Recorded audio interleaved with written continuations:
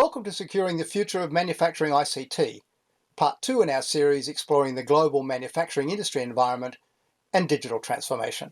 I'm Craig Baty, Principal of DataDriven, an Australian-based global research and advisory firm focused on the ICT industry in general and digital transformation trends specifically. With me today is Graeme Wright, Chief Digital Officer for Manufacturing and Utilities at Fujitsu UK and Ireland, being interviewed from London. Welcome to the series, Graeme. Thank you, Craig. Great to be with you today. The last year has been turbulent to say the least, impacting all aspects of society and all industries.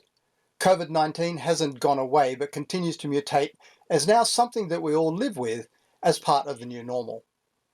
The manufacturing sector hasn't been immune to this impact, and although already quite advanced in the area of digital transformation, has increasingly developed new initiatives in this area as a response to the pandemic. However, the way forward is still difficult, and directions to take are often not clear. To help illuminate the current state of the industry and provide some insights into a way forward, Fujitsu has partnered with DataDriven in our first ever global survey of ICT decision makers in manufacturing. Earlier this year, we researched over 200 manufacturing industry ICT decision makers in 17 countries in their own business language on their thoughts, attitudes, and intentions for the use of technology in the manufacturing industry. So let's take a quick look at some of the key findings. The first part of the survey asked respondents to identify their key business objectives for the manufacturing industry. A key finding is the central role played by cybersecurity in the success of manufacturing organisations now and into the future. They rate security among their top business objectives and view it as the number one ICT challenge and intend to invest heavily in it over the next 12 months. Respondents say improving all aspects of security is their number 3 business priority out of 28 objectives we listed. Almost 3/4 rated as either an extremely high or high priority. Managing risk and cybersecurity is the 5th most important business objective, listed by 68% of respondents. The prominence of security in manufacturing leaders' thinking is emphasised by the finding that the top 6 business objectives were about 2 themes: meeting financial targets and beefing up security. Cybersecurity is no longer a focus just for the ICT team, but instead is a focus for the entire organisation. So Graeme, based on the results I just discussed, why do you think security is so key to successful DX, and why is it so high on the business agenda? Great question, Craig. I think if I was asked this question 5-10 years ago, it would have not been so high on the list. Don't get me wrong, it's always been important, but I think recent events have changed everyone's awareness. I think that security for many years has often just been seen as something to do for cost avoidance. That is to say, protecting against information loss, especially customer data or reputational damage. However, I think talking to customers as well as our own experience, I would say the drivers have changed, especially when it comes to protecting the operational systems in manufacturing sites. There are many reasons, such as, firstly, the significant rise in cyber or infosec attacks, not just in the IT systems, but the industrial control systems, the operational technology, OT. Secondly, ever since Stuxnet virus, which attacked the OT systems in Iran, it's been clear that there's no such thing as an air gap, a common approach for keeping industrial control systems offline and separate from the IT systems. Recent events made public, like Colonial Pipeline, where viruses were crossing between the OT and the IT environments, has made this very clear. Next, there are many reasons for digital transformation, including end-to-end production, process efficiency, increases to OEE, sustainability drivers, quality, customer satisfaction, and so on. All require the increased use of data to make data-driven decisions. This means that data from industrial control systems, which has often been left in silos at the edge of the enterprise unused, needs to flow across the enterprise. When data is your lifeblood for your organization, when it is a key part of your business competitive advantage, it needs protecting appropriately. but not to a level that it means that it inhibits change. Finally, the reason mentioned are for technology changes, we're seeing OT systems converging with IT systems, particularly at a component level. What I mean by that is we're seeing legacy communication systems that have been used for many decades in the OT world are moving to IP-based solutions. This is great from a cost and standardization point of view, and to some extent, even from security point of view, because some of these old protocols have well-known and well-publicized attack vectors. However, this change does increase the attack surface of these systems. We can go on in terms of trends in the sector, but in summary, technology change and the attack surface is changing. Businesses that use data better from both IT and OT systems are delivering better competitive advantage and greater efficiencies. The number and frequency of cyber attacks is increasing at a frightening rate. And because of the complexity in everyone's supply chains, simply believing that your perimeter defenses or using an air gap will protect you from all sorts of advanced persistent threats is flawed.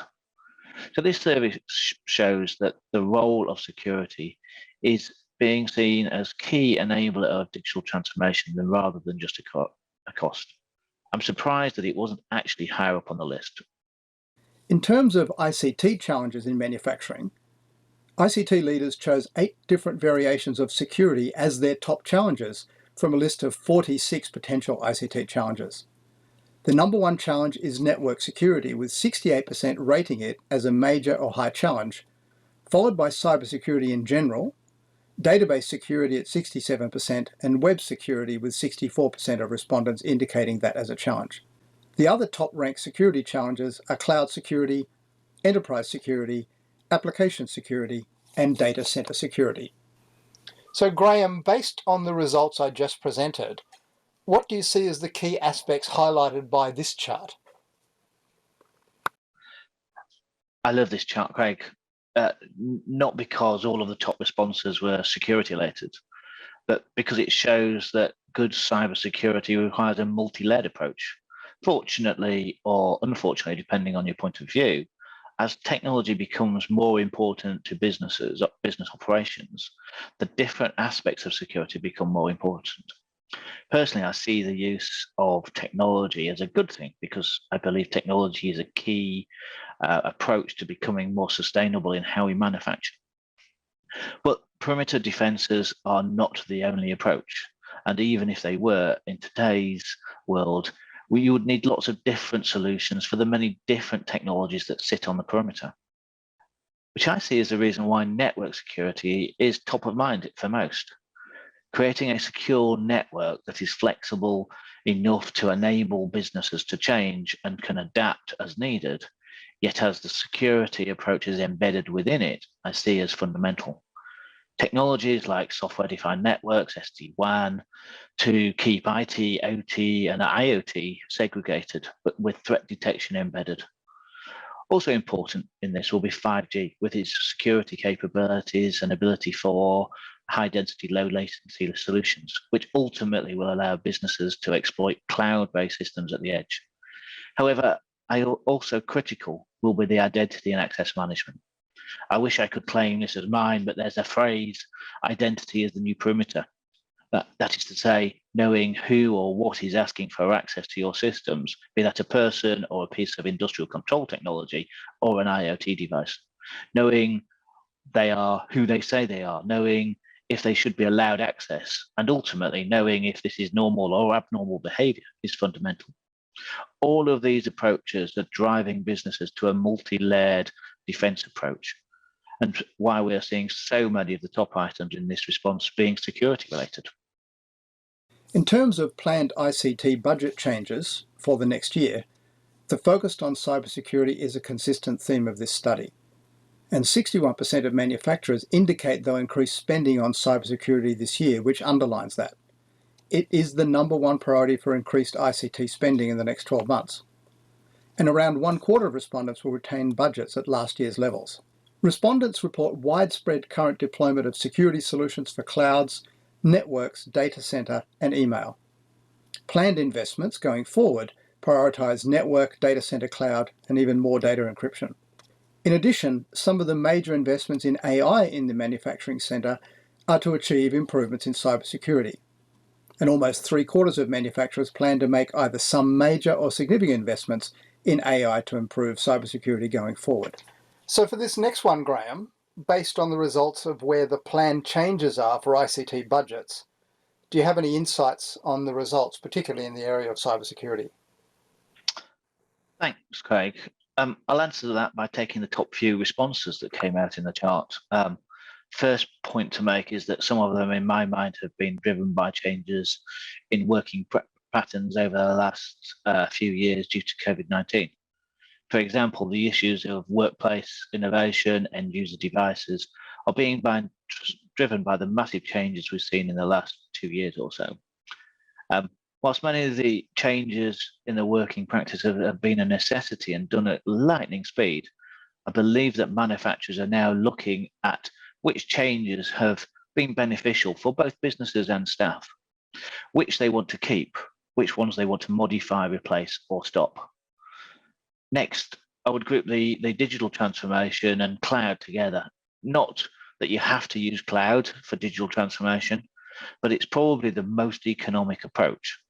In fact, I think the agility of cloud and to be able to spin up a solution, test, learn from it, adjust, and either scale up or scale down, coupled with the functionality that's available from the hyperscaler cloud providers, that is driving digital transformation. I personally don't come across many organizations that are embarking on any sort of digital transformation who aren't taking a cloud-first approach. The last one, just before I pick up on the top result, is sustainability. It's a big topic. It goes from how you make your products to what they're made from, and many other facets. We shouldn't think about this as just carbon emissions. It needs to be so much more. However, the key point here is that sustainability is driving digital transformation. It's driving the need for ever more data to be able to make those optimal decisions. So I'll come to the top result. Yes, cybersecurity again. If you summarize the top initiatives I've just mentioned, workplace innovation, remote working, digital transformation, and sustainable manufacturing, they all need a solid foundation. In the digital world, it is cybersecurity. So I'm really pleased to see this in top place, as without it, from my experience, the transformation that we're seeing in the sector would not be robust. Security needs to be seen as an enabler of transformation, not a barrier that inhibits change. So Graeme, thanks for your insights. But in conclusion, now that we've reviewed the findings from this survey, how do you think 2022 will play out in this area? I hate predictions, Craig, because if I was really good at them, I'd probably be an investor in the stock markets rather than in my current role. However, there's some general principles I think we can see going forward. There's the issues of the modern workplace, as well as demands made on the business from both governments and consumers with reference to sustainable manufacturing. This will force more digital transformation across the whole manufacturing sector at speeds we've probably not seen since the first industrial revolution. I think we'll see more convergence of networks and security. This will mean that networks are software defined, particularly as we move to corporate networks, from corporate networks to networks at the edge on the shop floor. And there's a dichotomy here. We're seeing an ever increasing need to maximize the use of data to drive the value and sustainability in manufacturing. Yet there's a growing need to secure the technologies and the systems that produce and process that data from IT and OT systems. This, when done badly, could slow or inhibit change. So as a result, manufacturers who don't take security service as a core foundation of their transformation will be impacted by cybersecurity attacks. And these, like colonial pipelines, like Florida water, will affect both the industrial control systems and the IT systems. The impact of incidents will become more severe, from well-known impacts of loss of data, loss of IP, to the potential danger to people, the loss of operational capability, the fines, and the ultimate loss of protection via things like cyber insurance. And a point on cyber insurance, I think we'll see that as the number of attacks grow, both in terms of the number, the frequency, the sophistication, we'll see cyber insurance becoming harder to acquire without a layered defence approach. Thanks for your time and insights, Graeme. Thank you, Craig, and I hope we talk again soon. For a more detailed discussion of the survey results, please download the report from the Fujitsu manufacturing site shown here.